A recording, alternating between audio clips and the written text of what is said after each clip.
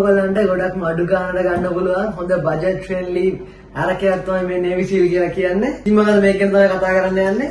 කියලා කිව්වම ඔයගලන්ට මේකේ ගාන කියලාම පටන් ගන්න. මේක රුපියල් 1850ක් වගේ තමයි වෙන්නේ මේ බාග් බෝටල් එක. ඔයගොල්ලෝ දන්නවද ගල්ලරක් වල තියෙන ABV එක 133යි. ඉතින් මේකෙත් එක ගන්න තමයි තියෙන්නේ 0.5 ABV. ඉතින් මේක ගහන්නේ කවුද? මේකේ ඩිස්ටිලරිස්ලා කවුද? ඒ තමයි රොක්ලන්ලා. ඔයගොල්ලෝ දන්න දැන් අලුතෙන් ඇවිල්ලා තියෙන රොක්ලන්ලාගේ ඩබල් බ්ලැක් කියලා අරක් එකක් ඒක. මේක ඉස්සරහම ගහලා තියෙන රොක්ලන්ලාගේ ලෝගෝ එක. ලංකාවේ අරක් ඩිස්ටිලරිස් වලින් ගොඩක් උඩින්ම තියෙන ඩිස්ටිලරි එක තමයි මේ රොක්ලන් කියලා කියන්නේ. ඔයගොල්ලෝ වයින් ස්ටෝර් එකට ගිහිල්ලා බලුවොත් හැමතැනම තියෙනවා මෙයාලගේ අරක්. ඒත් එක්කම බියර්. ඉතින් තාම මේගොල්ලන්ගෙම මං තියනවා ඉස්සෙල්ලා කිව්වා වගේම VA Wet 9 එක ඒත් එක්කම ඕල්ඩ් අරක් එක. විශේෂම දේ තමයි මේගොල්ලෝ මේක ලංකාවේ හැදෙන පොල් අරක් වලින් තමයි හදන්නේ. ඒක ලංකාවේ හැදෙන පොල් වලින් තමයි මේගොල්ලෝ මේක හදන්නේ. මේ බොටල් එකෙන් 103 කොකනට් අරක් ඒත් එක්කම ඒතර ඔක්කොම නියුට්‍රල් ස්පිරිට්ස් තමයි තියෙන්නේ. ඉතින් මේක 100% පියර් කොකනට් අරක් නෙමෙයි මේක බ්ලෙන්ඩඩ් අරක් එකක්. අන්න ඒ හේතුවත් එක තමයි මේකේ ගොඩක් ගාන අඩු වෙලා තියෙන්නේ. මේක බජට් ෆ්‍රෙන්ඩ්ලි වෙලා තියෙන්නේ. මේගොල්ලෝ Navy Seal කියලා නම දාන්න හේතුව මොකද්ද? ලංකාවේ Navy එකේ වගේම USA වල තියෙනවා මේක තමයි Navy Seal කියලා කියන්නේ.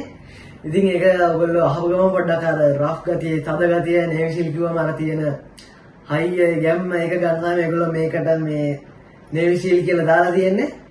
ඒ වලට පේන ඇති මෙතන මේගොල්ලන්ගේ මේ බැජ් එකේ තියෙන්නේ පොඩි ලස්සන ආමි ෂිප් එකක්.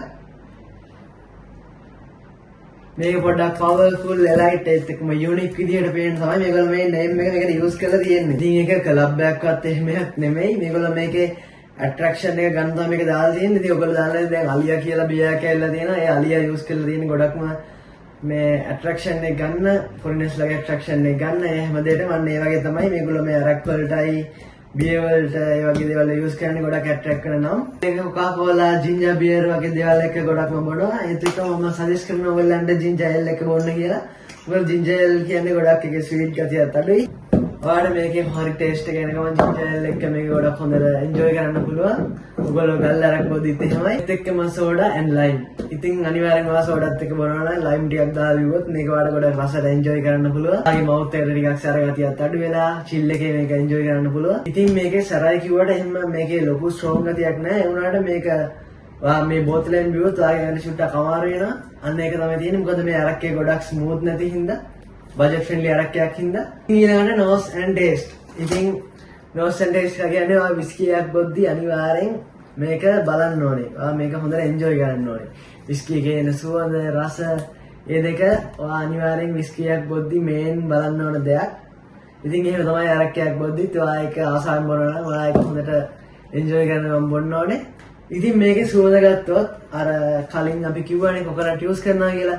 ඉතින් අනිවාර්යෙන් මේ කොකනට් ස්මෙල් එක එන්න ඕනේ. ඒත් එක්කම ඔයගොල්ලෝ දන්නවා ඇති උක් මේගොල්ලෝ යූස් කරනවා මේක හදන්න අර නියුට්‍රල් ස්පිරිට්ස් වල ඉතුරු ටික මේගොල්ලෝ උක් තමයි මේගොල්ලෝ මේවට ගන්නෙ ගොඩක්ම ලංකාවේ උක් ගොඩක් තියෙන හින්දා. ඉතින් අනිවාර්යෙන් මේ උක් ස්මෙල් එක උක් ටේස්ට් එක අනිවාර්යෙන් ඔයා මේක බොද්දි එනවා. ඉතින් ඔය ටික තමයි අද වීඩියෝෙන් කියන්න ඕනේ. මගේ channel එක subscribe කරලා නැත්නම් තාම අනිවාර්යෙන් subscribe කරන්න. like එකක් comment එකක් දාගෙන යන්න.